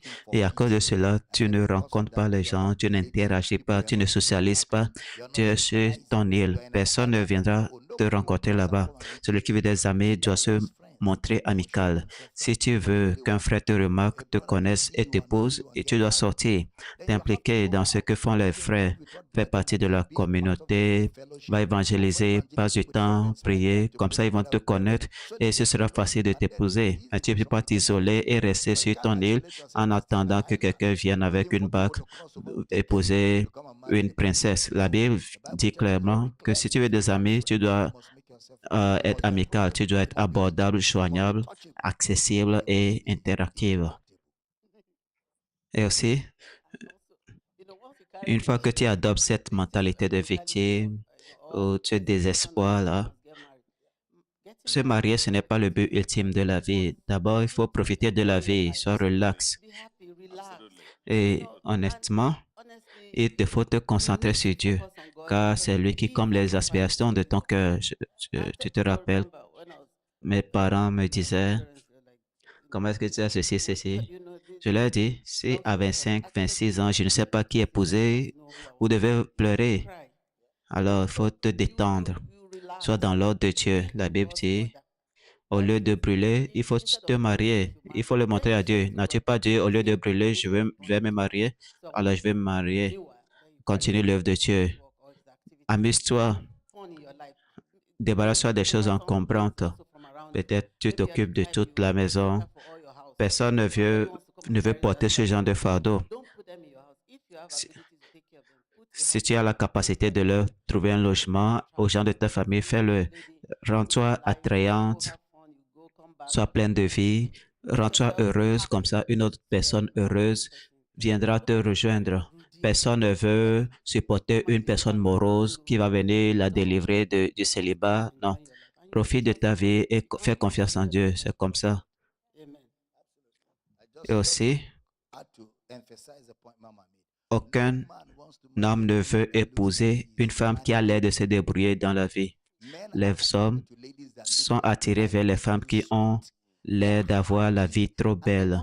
Elles sont heureuses, elles veulent partager cette joie. C'est ce qui attire les hommes. C'est pas comme si vous portez le fardeau du monde entier, vous voulez mourir pour Jésus. Papa met toujours du piment et du sel. Maman règle déjà cela, mais papa ajoute du piment et du sel. C'est ce qui rend la sauce douce. Dans quelques minutes, nous allons prendre les appels téléphoniques. Dieu vous bénisse, Global Baba, Global Mama, nous vous aimons, nous vous honorons. Merci pour cette opportunité. Appelez-moi Blessing. J'aimerais avoir votre conseil votre conseil concernant mon frère. Il est marié, père de 3 enfants de 13, 7 et 5 mois. 13 ans, 7 ans, 5 mois. J'aimerais demander votre conseil pour lui et ceci est important et urgent. Il est en proie à des soupçons d'infidélité de la part de sa femme. À la naissance du nouveau-né, il a demandé un test ADN car il trouvait que l'enfant ne lui ressemblait pas. Au départ, sa femme a accepté mais a insisté pour que tous les enfants soient testés. Cependant, depuis, elle a changé d'avis et est désormais contre tout test ADN. La situation l'a plongé dans la dépression, dans le désarroi et la difficulté financière et se demande pourquoi il va pouvoir aux besoins d'un enfant dont il n'est pas sûr d'avoir la paternité. Pour empirer la situation, la femme a déclaré que s'il insiste pour un test ADN, quel que soit le résultat, elle ne pourra plus vivre paisiblement avec lui et c'est lui qui quittera le domicile, pas elle. Comment pouvons-nous aider, mon frère, un test ADN? Eh bien, il ne fera qu'instaurer la méfiance dans le mariage et créer des problèmes sans fin, à moins d'une raison précise et délibérée de demander un test ADN. S'il ne s'agit que de spéculation, il faut laisser tomber. Ça ne sert à rien de traîner votre femme, faire vos valises. Vous faites une déclaration publique, quelque chose que vous ne pourrez pas corriger pour le restant de votre vie. Laissez tomber, sauf si vous avez pointé du doigt un élément précis qui justifie un test ADN. Sinon, vous ne faites que semer de la méfiance. Je sais bien si le frère nous écoute. Ce que tu peux faire, c'est les écouter, les exposer à la parole de Dieu, comprendre le salut en Christ. Je ne sais pas pourquoi vous portez sur vous-même ce fardeau. Le premier, c'est qu'il connaisse Dieu. C'est ça la priorité. Et lui-même, il va décider s'il souhaite poursuivre cela ou pas, ou présenter cela à la femme. Des fois, si un homme est méfiant, il faut tout lui dire. Allez-y, je n'ai rien à cacher. Si l'un d'eux connaît Dieu, il dira, OK, ne t'embête pas. Si ce n'est pas mes enfants, je vais prendre soin d'eux. Même si c'est la femme dira, euh, vas-y, fais-le. Et après avoir fait cela, tu m'as fait de l'injustice. Pourquoi est-ce que tu me soupçonnais? Alors, il faut laisser tomber. Ton devoir, c'est présenter Christ à cette famille. Mes parents spirituels, ils parlent de la ressemblance. Des enfants ressemblent à d'autres personnes et ça aussi c'est vrai. J'ai un témoignage. Mon nouveau-né a eu des spasmes infantiles très graves. Hier, pendant l'émission en direct, j'ai appelé la ligne de prière, on a prié, j'ai reçu la réponse par la foi et tôt ce matin, on m'a dit qu'elle allait bien et guérie de cette maladie. Gloire. Merci, Global Baba, pour votre œuvre d'amour. Je sais qui je suis en Christ. Maintenant, j'ai une direction claire concernant ma vie. Dieu vous bénisse, papa et maman. Bonjour, Global Baba, Global Maman. J'ai rencontré beaucoup de difficultés avec ma femme. Elle est arrogante. À la moindre erreur, elle m'insulte. Elle insulte mes parents décédés, mes frères. Elle est très colérique.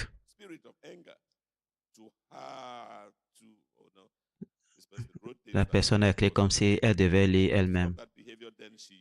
Elle m'a insulté.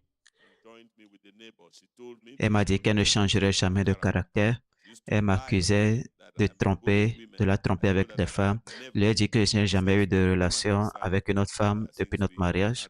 Une autre femme. Elle ne me croit pas. Aucun respect. Chérie, si c'est un frère, tu dois faire confiance en Dieu pour elle. Si tu es en Christ, tu es ce frère. Il faut faire confiance en Dieu pour elle. Et si la sœur écoute, il faut aussi faire confiance en Dieu pour ton mari. Parce que si tu n'as aucune preuve qu'il te trompe, s'il dit le contraire, tu dois te calmer. Sinon, tu vas te détruire prématurément. À force de créer des problèmes, ta peur se concrétise et tu brises ton foyer. Alors, il faut te calmer. Si tu fais le mal, tes erreurs finiront par se savoir. Si tu fais le bien, tu seras justifié. Alors arrête de te stresser, frère. Arrête de t'inquiéter, de te mettre. La colère, ça détruit. Il faut te protéger avec la parole de Dieu. Sois doux, patient jusqu'au jour où elle comprend que tu es innocent.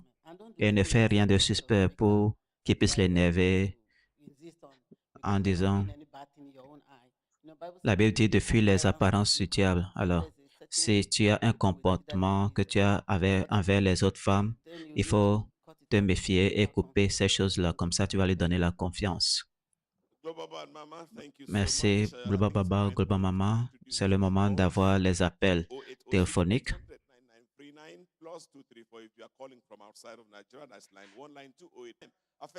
Notre premier appelant, bonjour. Bonsoir, monsieur.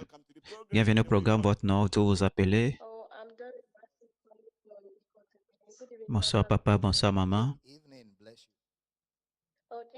Merci pour cette opportunité. J'ai une question. Je suis dans une relation. Pendant l'école biblique, le pasteur Matthieu avait dit que des gens viennent investir dans votre affaire. C'était comme une parole de connaissance. Enfin, bref, il y a un homme qui m'a abordé, mais il veut une relation et aussi il veut investir en moi. Et trois autres hommes, c'est ce qu'ils veulent, investir dans mon affaire et aussi ils veulent une relation avec moi. Donc je suis confuse parce que la pression est forte. Et cette semaine, j'ai visité ma mère et elle me posait des questions. Qu'est-ce qui se passe?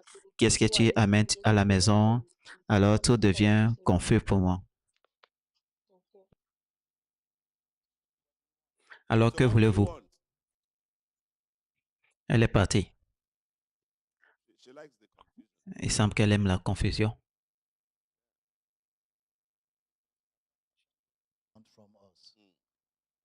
Vous avez une idée de ce qu'elle veut?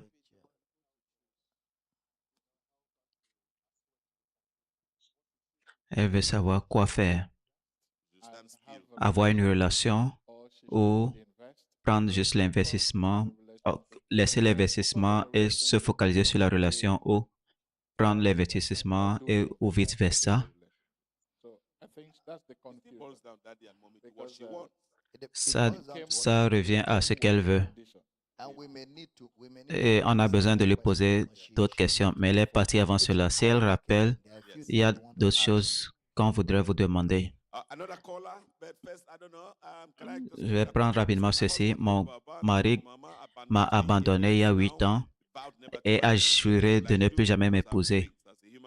J'ai des sentiments. Je ne sais plus quoi faire. Bien que le mariage était du feu pour moi, il ne va pas à l'église, il prétend être chrétien. Il s'est remarié, vit sa vie. Je suis ici avec mes 3 enfants. S'il s'est marié, vous ne pouvez rien faire.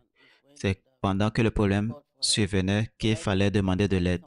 Maintenant, il s'est marié avec quelqu'un d'autre. Ce que vous pouvez demander, c'est le soutien pour les enfants et vous-même. C'est pas ses parents ou si vous êtes légalement marié, vous pouvez demander l'intervention des tribunaux. Un autre appelant. Merci de nous rejoindre. Votre nom, de vous appeler.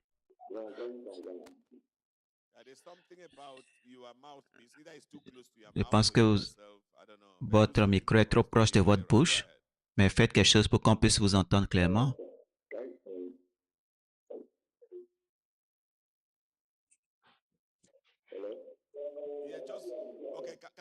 On va le descendre, un autre appelant. Dès que vous nous appelez, baissez le volume de votre poste parce que vous pouvez nous entendre directement. Nous pouvons vous entendre, votre nom et d'où vous appelez. Bonsoir, bienvenue au programme, madame. Mon nom est Aluchi. J'appelle d'Abuja. Allez-y. Merci pour les prédications, papa. J'ai vraiment participé, j'en ai profité et j'ai beaucoup appris. Elle est partie. Un autre appelant.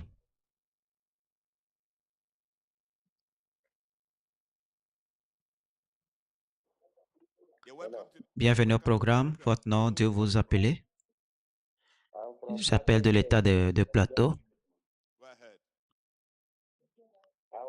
Comment allez-vous?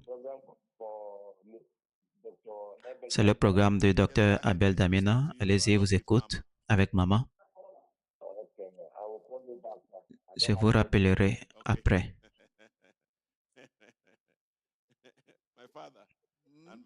Voici le mari de quelqu'un, le père de quelqu'un. J'aimerais qu'on puisse le rappeler. Il dit qu'il n'avait pas de crédit.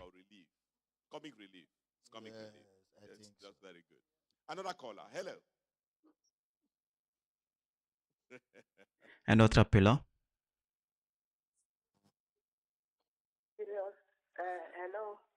Bonjour madame, merci de nous rejoindre. J'appelle de Jos. Allez-y.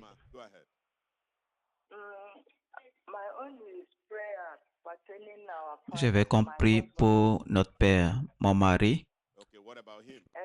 Et qu'en est-il de lui? Vous savez, des fois, quand on le paie, il n'amène pas beaucoup d'argent à la maison. On va le payer, il ne va pas amener la totalité de l'argent et il sera là à insulter les enfants. Et moi, j'ai des problèmes.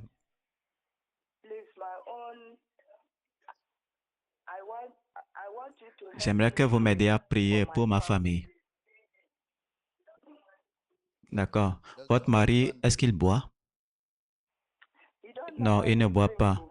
Il joue au loto? Est-ce qu'il joue au loto, à la loterie? Tcha-tcha? Non, non.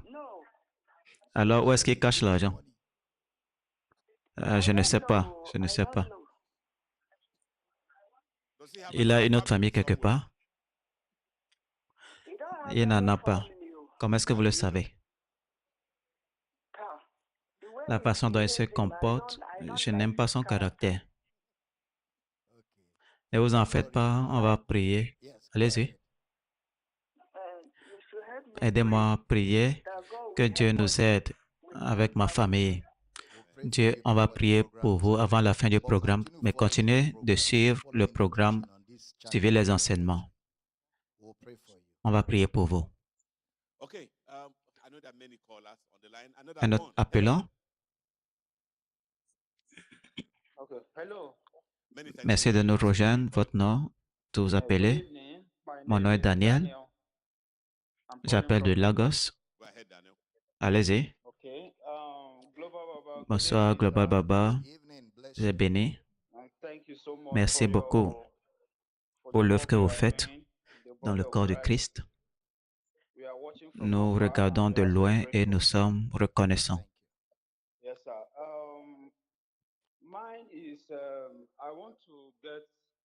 J'aimerais recevoir des éclaircissements sur quelque chose. Ma femme et moi sommes nés de nouveau et depuis notre mariage, tout se déroule bien. La seule chose ou le seul problème actuellement, c'est d'où elle vient au niveau de ses parents. Le genre de sorcellerie qui les dérange, la chose les affecte. Des fois, elle se réveille la nuit, elle dit qu'on on l'étouffe et des fois elle se relève, elle se réveille, elle commence à parler en langue et quelque chose l'étouffe. Et je lui dis que si tu es né de nouveau, tu es une nouvelle créature, toutes ces choses qui se passent autour de nous ne sont pas censées arriver. C'est le seul problème que nous avons. Alors, je veux savoir comment résoudre ce genre de problème. Bien, le seul moyen de résoudre cela est de faire en sorte que cette personne se concentre sur la parole de Dieu, annoncer la parole de Dieu à cette personne, enseigner, faut faire de cette personne une disciple. La même chose, quand vous enseignez, il faut enseigner à d'autres personnes. Remplissez-la du Saint-Esprit, faites toutes ces choses-là. Et l'Esprit de Dieu va apporter la clarté et aider la personne. Et mettez l'accent sur votre autorité en Christ. C'est crucial. Je vais essayer d'y caser un dernier appel. Comme ça, on va prendre les frères ici. Un dernier appelant. Bonsoir, papa. Bonsoir, maman. Avant de poser ma question, j'aimerais dire un grand merci. Papa, vous avez été une grande bénédiction pour moi, ma famille. J'appelle de Elori. Et papa, je suis marié depuis 11 ans et j'ai 2 enfants. Dieu m'a donné l'un des meilleurs hommes au monde. Avant cela, je vivais dans la peur constante de l'inconnu. La religion m'avait empli de peur, me rendant tellement inconsciente ou trop consciente de Satan, des démons, des batailles ancestrales. Et j'étais plus conscient de Satan que Jésus. Mais tout a changé en 2022 lorsque mon mari m'a fait découvrir vos enseignements. Ce fut le point de tournant. Pour moi, Dieu s'est servi de vos enseignements pour me libérer de la peur de la religion. Aujourd'hui, je peux affirmer avec assurance que je ne suis plus esclave de la peur. Je suis une âme joyeuse. Merci beaucoup. Vos enseignements m'ont fait aimer Dieu encore davantage et je comprends que Dieu n'est pas mauvais. Dieu n'a pas un autre côté. Et maman, merci infiniment pour votre soutien. Sans votre soutien, je crois que papa ne pourrait pas mener à bien cette mission comme il le fait. Merci beaucoup, maman. Je vous aime tous les deux énormément. Maintenant, pour ma question, c'est dans Jacques 5, verset 15, qui dit, la prière de la foi guérira les malades. Et si la personne a combien de péchés, le péché lui sera pardonné. Je me demandais, est-ce que ça veut signifier que la maladie peut venir comme une conséquence du péché? Un exemple, un homme qui a violé une femme et cette femme a fini par maudire l'homme. Elle a utilisé des voies diaboliques et a maudit cet homme. J'aimerais savoir si l'homme peut tomber malade et avoir des oppressions à cause de ce péché. Oui, des gens tombent malades à cause du péché. Le VIH vient à cause du péché dans la plupart des cas. Le sida, un homme qui s'ouvre au diable par la fornication, l'adultère et dont le diable profite pour l'attaquer, l'opprimer, surtout s'il ne sait pas qu'il est en Christ, il peut le détruire complètement, oui. Donc oui, c'est ce dont parlait Jacques. L'Éternel le relèvera. S'il a commis des péchés qui ont provoqué cette maladie, les péchés seront pardonnés. Maintenant, nous n'avons plus beaucoup de temps et il y a beaucoup à faire. C'est le défi d'être l'oncle. J'ai deux frères du Canada qui ont des questions. Vous pouvez poser votre question rapidement. Merci papa, merci maman, merci pour votre travail et vos enseignements. Je suis éternellement reconnaissant à Dieu de vous avoir dans ma vie. Lors d'une interview à laquelle vous avez participé, vous avez dit une fois que lorsque les couples commencent à grandir séparément et s'éloignent, Vous avez parlé de votre transition. Maman n'a pas eu des difficultés avec cela parce que vous n'avez pas découvert quelque chose que le docteur Rachel ne connaissait pas.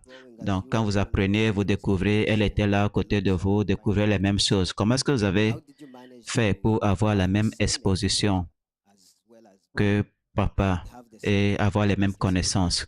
Nous avons toujours vécu ce genre de vie. Comme un livre ouvert, nous découvrons les choses ensemble, nous voyageons ensemble, nous apprenons les choses ensemble. Alors, il est facile de discuter, de partager de telles choses.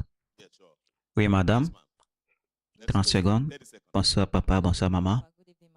Papa, vous avez dit que les femmes devraient développer des compétences, acquérir des connaissances. Je connais une femme qui a une carrière prometteuse dans le monde des affaires. Quand elle s'est mariée, le mari lui a interdit de travailler. Elle a dû démissionner et se concentrer sur la famille.